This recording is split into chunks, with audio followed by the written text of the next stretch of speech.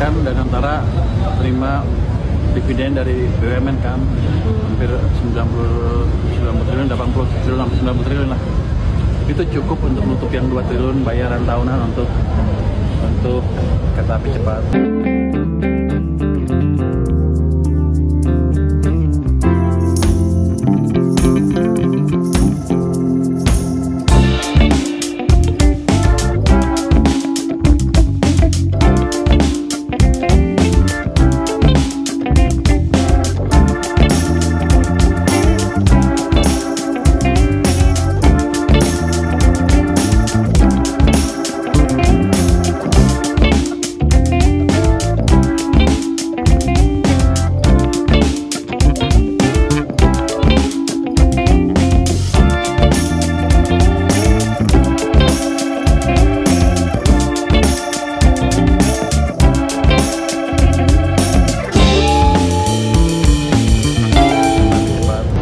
Danantara baru sekali ini saya ikut, jadi saya banyak nanya apa sih tadi dia persetujuan RKAT 2025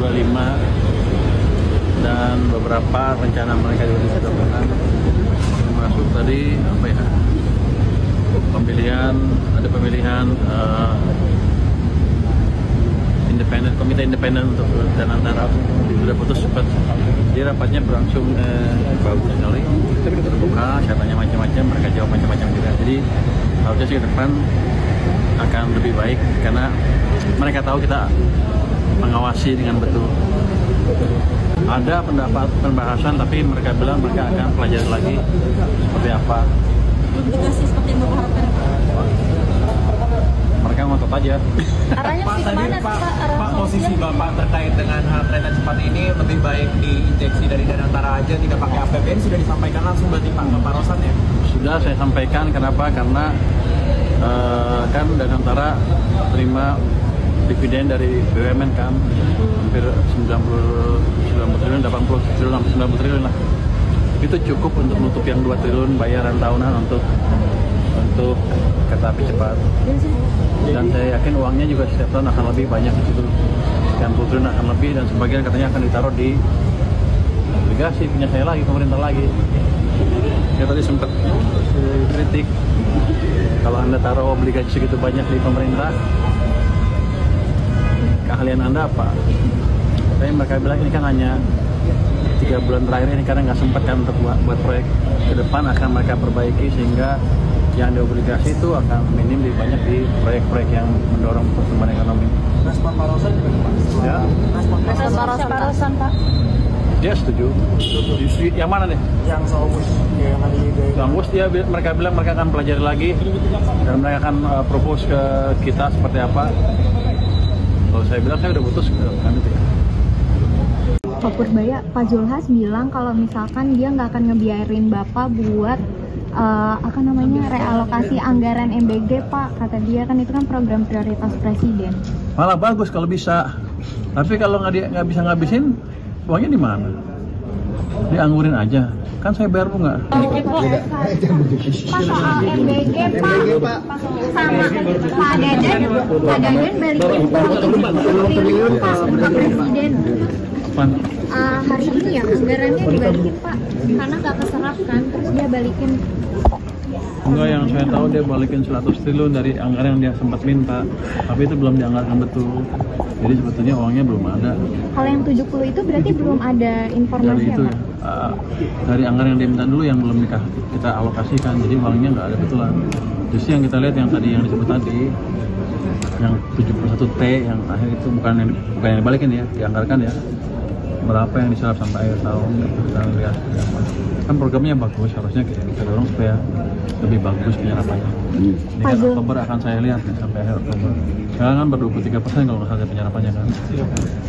Nah kita akan pastikan dia bisa menyerap dengan baik sebesar 31 triliun sampai akhir tahun. Pak, mau revisi itu seperti apa sih Pak? Revisi Undang-Undang P2SK itu seperti apa kan? Saya tahu. Apa yang Anda mau tanyain? Soalnya DPR kan bisa mengevaluasi kinerja DI OJK seperti itu Pak, itu seperti apa dampaknya ke stabilitas keuangan Pak? Itu kan kita jadi resminya belum dikasih kita baru dapat bocoran, kita lihat-lihat intip ini sama ada sama. Saya belum dapat yang resminya seperti apa. Kalau sudah dapat ada yang resminya baru kita bahas internal, kita tentukan posisi kita seperti apa. Kalau gosip kan susah juga kan, dapetnya gosip juga kan ya. Pak Purbaya. Tapi yang jelas gini, semangatnya harus independensi bangsa, bukan independensi ya. Apa nanti gue di mana BI lagi. Regulator yang bebas melakukan kebijakan sesuai dengan pengetahuan yang mereka miliki, itu yang harus dijaga.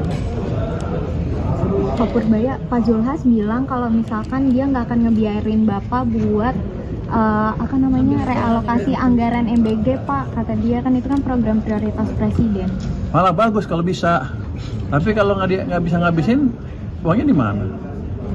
Dianggurin aja, kan saya bayar bunga, gitu aja.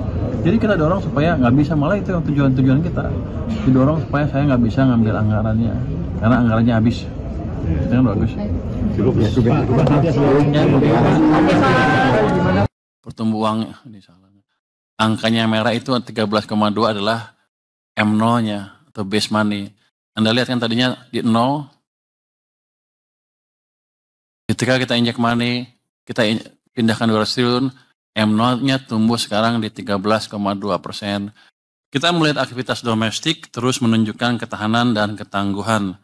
Penjualan retail tumbuh positif, proporsi konsumsi masyarakat terus meningkat, dan PMI manufaktur kembali ke zona ekspansi. Ini menandakan permintaan domestik tetap kuat.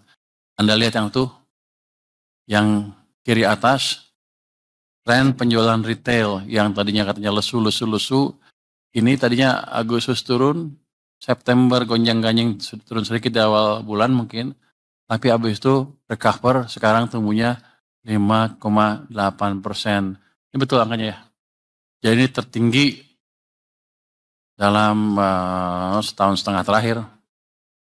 Dalam 6 bulan dan setahun ini juga paling tinggi, dan dibanding tahun lalu sampai dengan pertengahan tuh masih paling tinggi. Jadi kita harapkan tadi kebijakan yang kita gelontorkan ke sistem yang 200 triliun itu mulai memicu juga permintaan masyarakat. Orang kan sanksi katanya, apakah itu bisa menimbulkan demand? Kelihatannya strategi saya betul, demand-nya mulai tumbuh lagi. Jadi perilaku ekonomi kita sesuai dengan di buku-buku teori ekonomi yang betul ya. Kalau dikasih uang cukup, akan tumbuh demand-nya. Terus yang di bawah, proporsi pengeluaran masyarakat untuk konsumsi juga meningkat. Anda lihat tuh 75,1, masih bagus ya segitu ya. Naik sedikit. PMI masih positif walaupun September masih turun. Saya yakin nanti kan kalau manufacturing itu agak delay